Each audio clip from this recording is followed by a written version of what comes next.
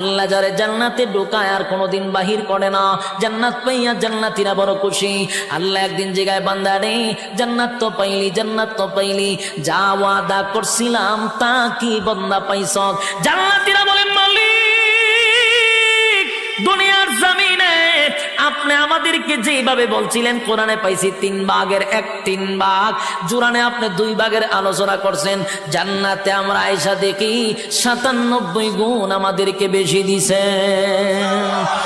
এবার জান্নাতীর আল্লাহর কাছে একটা দরখাস্ত পাঠাবে, মালিক আমরা জান্নাতের ভিতরে গুইরা গুইরা সব নিয়ামত দেখলাম, কিন্তু দুনিয়ার জমিনে আমরা অনেক বন্ধু বান্ধব ছিল যাদের সঙ্গে ব্যবসা করতাম, যাদের সঙ্গে চাকরি করতাম, যাদের সঙ্গে খেলাধুলা করতাম, যাদের সঙ্গে আড্ডা মারতাম, আমি জান্নাত পাইলাম কিন্তু আমার বন্ধুরে গোটা জান্নাত বললাম পাইলাম না।